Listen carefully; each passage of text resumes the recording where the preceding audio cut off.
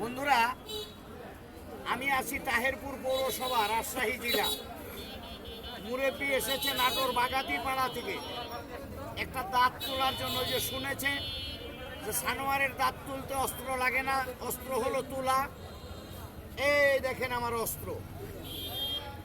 আমার দুইটা মাজন ব্যবহার করবেন। মরার আগে দাঁতে পানি ধরবে না, পায়রিয়া হবে না, রক্ত পড়বে না, মুখের থেকে দাঁত যাবে না। এই দেখেন এই মুরব্বির মারির একটা দাঁত, একেবারে মারির। এই যে দেখেন কত বড় একটা দাঁত। দাঁতটা খালি আমার হাতে দেখেন মুরব্বির দাঁত, কিন্তু দাদু আমার বাম হাতে চলে গেছে। এটাই হলো আমার কিরামতি। বিশ্বাস না হলে এই দেখুন দাঁত। এই দেখেন বাজান আমার হাসছে। আগেও ডাক্তারের কাছে দাঁত তুলেছেন, সে পরিমাণ লাগলো বাপ? বাপ লাগেনি, ব্যথা পায়নি, রক্ত পড়বে না। এটাই হলো আমার কিরামতি। আমার পেজটা ফলো করবেন, শেয়ার করবেন দাদু ভাই। আমি গরিব মানুষ, ফুটপথে মানুষের দাঁত মাগনা তুলি, একটু শেয়ার করে দিবেন দাদু ভাই। আমি দাঁত তুলে কোনো টাকা নেই, কথা বলবেন। দাঁত তুলে টাকা নেই, ৪৫ বছর দাঁত তুলি, কোনো বদনাম নাই।